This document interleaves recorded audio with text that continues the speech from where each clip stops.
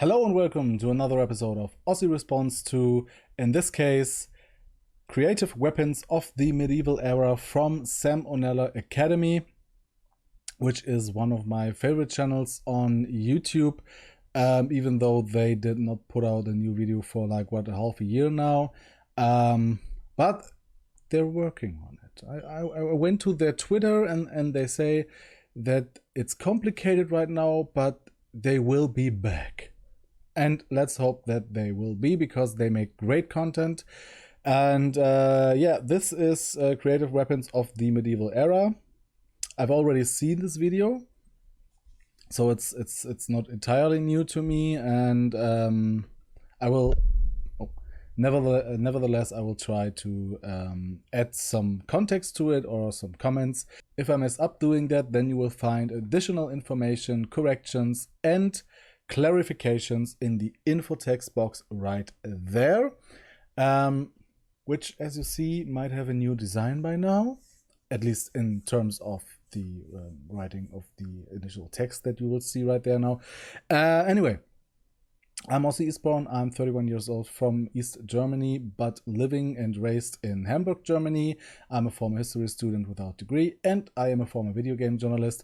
And Knowledge Enthusiast is a channel about learning together, and this is also the main reason why I don't do any kind of bigger research before I watch a video.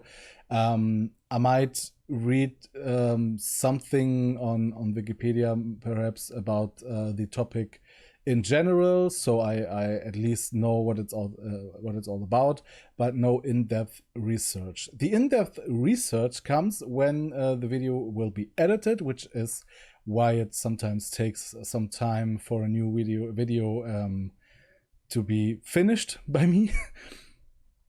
And you'll find it then in the info text box. And if I mess up things there, you'll find additional corrections in the description of the video, where you also find the link to the original video. Without further ado, let's start the video with the lovely intro. Hey kids, when most people think of the Middle Ages, they think of them as being like humanity's dumb teenage years, where all we did was play harpsichord in our room and burn heretics with our friends. Actually, the term Middle Ages or Medieval Ages or anything like that, even the Dark Ages, was coined after the Middle Ages in the more or less modern times, because people then, I think it was around the 17th, 18th century, were the top-notch people, and they already gained the knowledge of the ancient times again, and saw the now called Middle Ages as the time in between them. That's why they're called Middle Ages, even though they're not in the middle of the timeline of humanity. They're not even in the middle of eras, because since the Middle Ages we had the Renaissance, we had the modern times, we had the industrial times, and now we have the post-industrial computerized digital age, whatever you want to call it. And yeah, and the stories, especially at those times when the terminology was coined, was a very grim depiction of the Middle Ages as really some kind of dark age. So yeah, that's where the term Middle Ages comes from. These dumb teenage years, where all we did was play harpsichord in our room and burn heretics with our friends. But that's not entirely true. In fact, I would argue that the medieval era saw just as much genius as any other period in time. It's just most of that genius went towards finding new and creative ways to brutally slaughter those you disagree with. Yeah, the reason for that is the Middle Ages or the medieval times were more or less a time of constant warfare. You had a lot of in these times, things like national states weren't really a thing. So you had a lot of minor and bigger feudal states, so to speak, with their own ruler, and they all waged war against each other. You also have expansions like in Great Britain to Wales, which is why why Wales is one of the areas with the most castles in it, because at that time, to conquer Wales, they just built one castle after another, and that were all of which were more or less quick built castles to project power there and enforce the rules then of the king. And this happens all over Europe. So you are more or less at constant war. So you need improved ways, especially if you are a smaller nation, to take on a bigger nation or state or whatever you want to call it. So that's why they were more or less, the scientists were more or less preoccupied with innovative war ideas, but also there were quote unquote real sciences, and they were just not as lucrative, you could say. Most of that genius went towards finding new and creative ways to brutally slaughter those you disagree with. Here's a few highlights. First, we'll talk about the Warwolf. So, as you can imagine, medieval castles were not easy to break into. They were basically like those jungle gym things at Chuck E. Cheese's. Massive in size, intentionally confusing layout, security everywhere, and by the end of your visit, you'd probably end up with some kind of disease. So in order to help penetrate fortresses, medieval armies would often utilize siege weapons, one of the most popular of which was the trebuchet. Now this device is interesting enough on its own, but it gets better. So around 1300 AD, King Edward I of England was in the process of invading Scotland. However, one fortress known as Stirling Castle was giving him a lot of trouble. He laid siege to the building for many months without any real progress. Then one day he woke up and had a revelation. Hey guys, listen, why are we wasting our time building all these regular sized trebuchets when we could just build one giant one and call it a day? So that's what he did. This concept, so to speak, will then be reused in as well in the First World War as well as in the Second World War. In the Second World War, you have things like the Big Gustav or the Mouse Tank, which were designs that the Nazis made to intimidate the enemy. You have this real huge war machine, which is almost impossible to mass produce and use properly, but they are big and they are intimidating, and you see that and you think, oh shit, what could this thing do, devastating me, stuff like that. The same in First World War when they built the dreadnoughts, which are more or less just intentionally big and heavy armored, to intimidate the any opposing naval force. And now this warmonger, I don't know the sizes of it. I never really read into the topic of this thing, but as he will now say that it's like gorilla, not gorilla, King Kong in its biggest depiction, which was like 20-30 meters tall, and that's a huge thing. And in this case, you can put a huge rock in it, which then will have the power to overcome the walls of any castle. So it might be even more effective than the Big Gustav would have been. Sized trebuchets when we could just build one giant one and call it a day. So that's what he did. This gargantuan war machine was known as the Warwolf and stood at around 6 stories tall. To give a bit of perspective, this is about as tall as King Kong was in his largest film depiction. So basically, picture a giant fucking ape launching boulders like they're baseballs, and you've got a pretty good idea of what the Warwolf was capable of. It was so intimidating that when the Scots saw the English constructing the beast outside the castle, they immediately surrendered out of fear. But then Edward was like, ha, fuck that, I'm gonna test this bad boy out, and proceeded to take pot shots on the castle anyway. Another devious...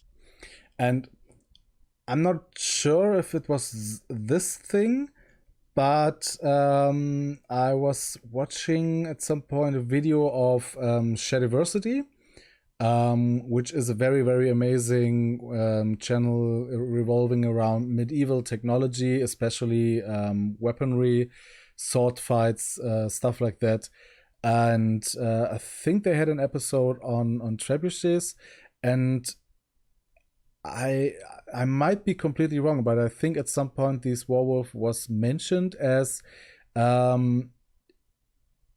it was big, and it had these huge force that it could pull on your walls, but you also it also could have been very ineffective, because with that size you also have the possibility to just overthrow the rocket. You have to aim it still. You have to build this in a distance that is proper.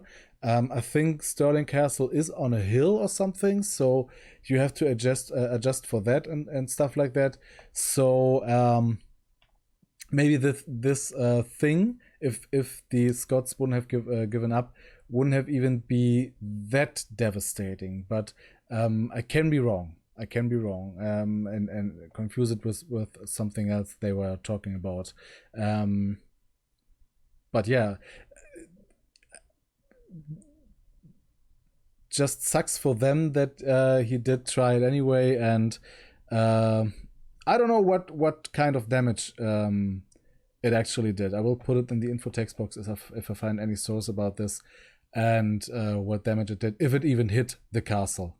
I'm gonna test this bad boy out, and proceeded to take pot shots on the castle anyway. Another devious product of the Middle Ages was a flammable substance known as Greek fire. Contrary to popular belief, Greek fire was not invented by the ancient Greeks. Rick Riordan, you lying prick. It was actually invented in the 7th century AD by the Byzantines, who happened to inhabit Greece at the time. And were not called the Byzantines, which is why the Greek fire was not called Greek fire. The original name was something like Roman fire, because the Byzantine Empire the name was coined after the Byzantine Empire was long gone.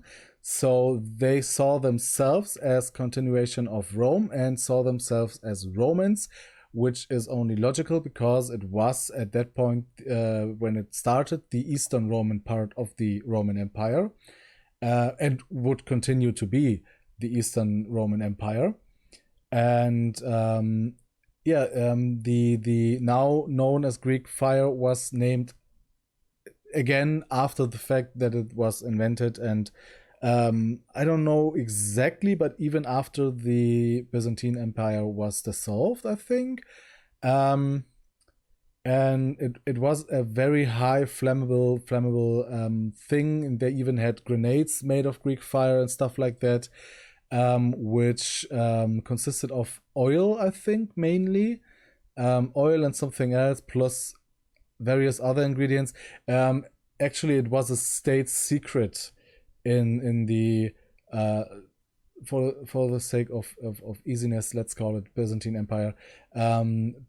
So all sources we have about Greek fire come from those who fought against it or tried to replicate it.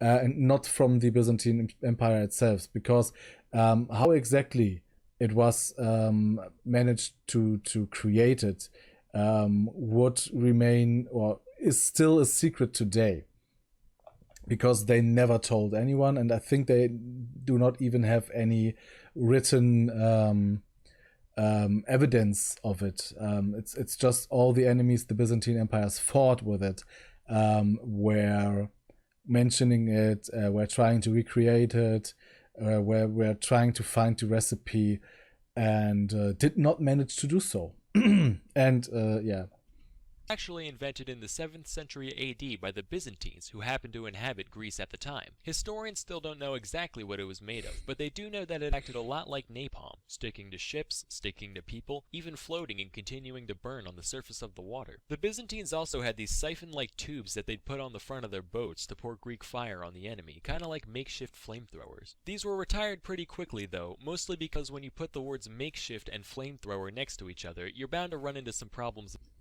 eventually. Yeah, and you also have to imagine the ships are of wood, so you have makeshift, you have flamethrower, you have a substance that burns even on the surface of water. You have it in front of your ship, so usually the direction you float to.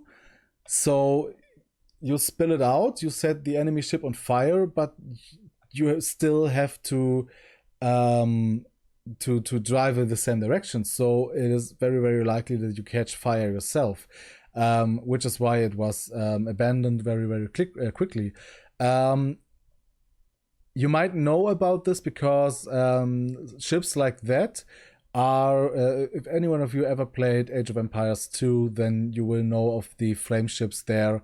I think that there was a later design which did not use Greek fire, but still some kind of flamethrower which was put on ships, but I'm not quite sure. But yeah, that really was a thing, and really, again, pretty much intimidating. So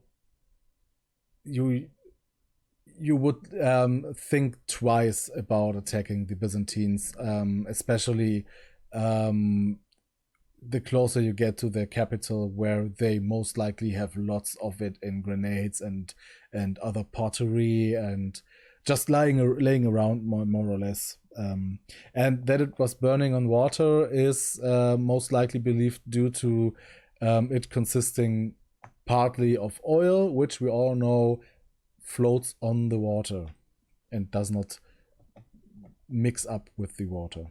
When you put the words makeshift and flamethrower next to each other, you're bound to run into some problems eventually. Our next bright idea comes from a woman known as Olga of Kiev. So Olga was a princess who ruled the area around the capital of modern-day Ukraine from 945 to 963 AD. And she had quite a track record for being just a total badass. For example, the Drevlians, a tribe of people under Kiev's control, once sent 20 men to Kiev in order to convince Olga to marry their prince. The Drevlians. So little is known for certain about Olga, and as far as this story goes, that is, so we don't even know when exactly she was born, and she was married to the then king of the Kievan Rus, and she. And the king fought against the Drevlians, who were some kind of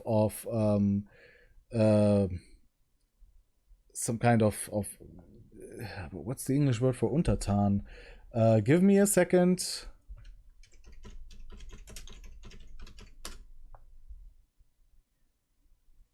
Subservience, yeah. So the Drevlians were some kind of subservience, and if I remember correctly, they did not want to pay taxes, or the prince or king wanted to raise the taxes, and so they killed him. So they killed Olga's husband, which they had a son, but the son was like 3 years old, so she took reign.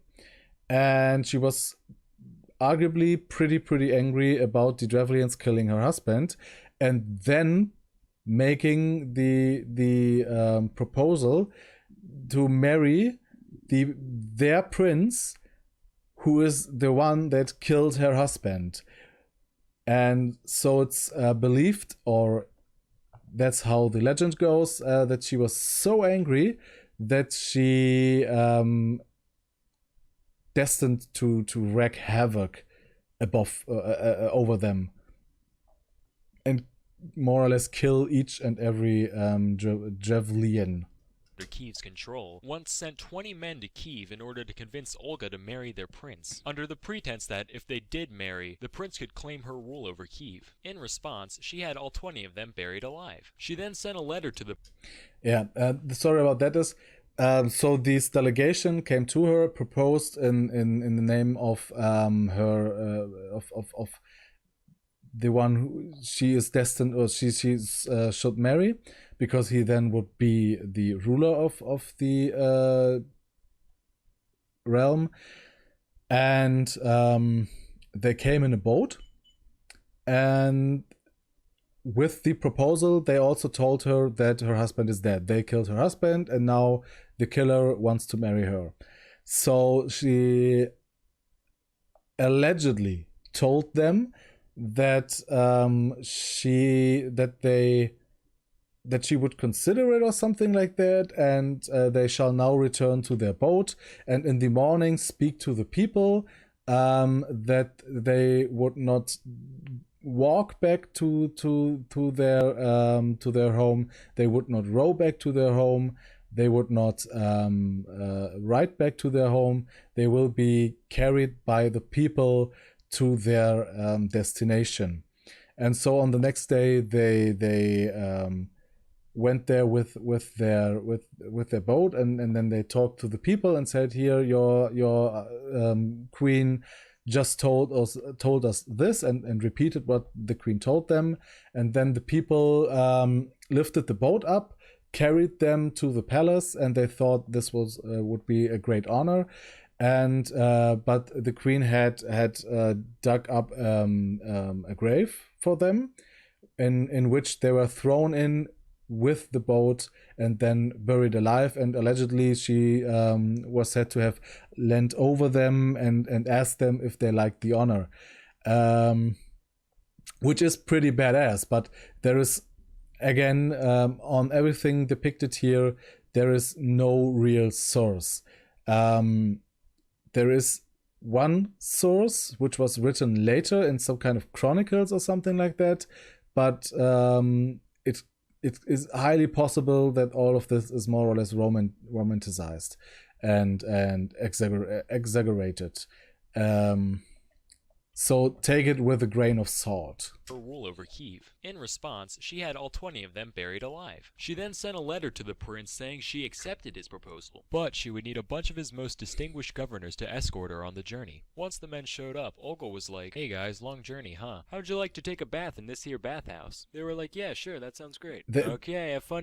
They did not yet know of the faith of the others, so that's why they actually came to her. Huh. How'd you like to take a bath in this here bathhouse? They were like, "Yeah, sure, that sounds great." Okay, have fun, you guys. Man, it's like a sauna in here. It is a sauna, dipshit. You have a point. So long story short, this lady just did not give a heck. My favorite story about her starts with her besieging a Drevlian city that refused to pay tribute to her. The people in the city were already well aware of the type of rampaging that Olga was capable of, so they were already scared shitless. But when she showed up, she was like, "Alright, you know what guys, I'm gonna play nice. Just bring me 3 pigeons and 3 sparrows from each household and I'll be on my way." Okay. What are they for exactly? We're just hungry. I mean, we got some food too. We could just give— I'm sorry, did I fucking stutter? Alright, birds it is. Then, once the creatures were in Olga's hands, she had each of her soldiers tie a cloth-bound piece of sulfur to one of the birds' feet, which was then set alight. The birds were then released all at once, and when they flew back into the city, their nests acted like little piles of tinder, resulting in nearly every house in the entire city erupting in flames simultaneously. And while the whole place burned to the ground, Olga just sat and watched. By the way, it's worth mentioning. So that story actually is interesting, and it's also depicted in these chronics about her, which again might have happened, might have not happened. They weren't able to extinguish the fires because the whole city was burning at the same time. But this is the part of the story I find most unbelievable, because these birds, they have to fly some time, and they're not that big, so they would rather quickly notice that their feet are burning, and maybe in fear or in pain, just try to land or stuff like that. Would they make it all the way back to their nests? Wouldn't they be dead earlier? Would they be burned alive earlier, or went in all other directions but their homes? So this is the part of the story I would most likely say is a legend, and did perhaps not happen like that. I could rather picture that they just had archers with flaming arrows and shoot surrounded the city and shoot from all directions at the same time. That would be more believable. That with pigeons and sparrows, not that much. And yeah, what he now says, she is canonized, not only in the Orthodox Church, but I think also in Roman Catholic Church, but not for the things she did then. At that time, at that point in time, the Kievan Rus were not Christianized, and she also was not a Christian, but it is said that in her later reign, she kept a Catholic priest around her, or an Orthodox priest, some kind of priest, and did actually convent, you know what I mean, to the Christian faith when on her deathbed, and her son did let this happen, and she even got a Christian burial, but he had none of it and would not propose it further. But her grandson, so the son of her son, then made the whole country Christian, and this is due to her, more or less. Which that's how the story goes, and that's why she's canonized in Christianity. And while the whole place burned to the ground, Olga just sat and watched. By the way, it's worth mentioning that, after her death, Olga was canonized as a Catholic saint, presumably around the same time as Saint Tiffany, who went around pushing in the soft spots of babies, and Saint Jerry the Goat Fucker, who, as the name implies, fucked a lot of goats. Are those real? I'm not Christian. I have no clue on any saints except those that churches are named of, or places. Are those real? Is there a Saint Jerry the Goat Fucker? If yes, I will put it in the info text box. If no, why not? And Saint Jerry the Goat Fucker, who, as the name implies, fucked a lot of goats. In conclusion, pay your taxes. To my loyal subscribers, I'll see you in 3 months. I'm Sam Manella, and thank you for watching. Thanks, Sam. Yeah, another great video of Salmonella. It is entertaining. It is funny. As I said, the first 2 parts were real. The third part is the one that is more shrouded in legend than I would say it is actually real and actually happened that way. As I said, there are no real sources about it, and Olga is not even really mentioned in what we have as certain evidence, except from like contracts where her name is on. So yeah, let's take that with a grain of salt. But anyway, that's the video. If you like this video, please like and subscribe. Maybe leave a comment why you did this. Same goes if you don't like the video, then dislike and leave a comment why you disliked, so I can improve. I can be better. There will be in the not so far future, if I manage to do so, again some own content by me, so not a reaction video, but something I pull out of my ass alone, like the video on the political system of Germany. And until then, I suggest you to be eager to not miss the next video, which will be about ancient Greek in 17 minutes, I think it is. You know what video I am talking about, and we will discuss this in the next episode. So until then, I wish you a good night, a happy day, and goodbye.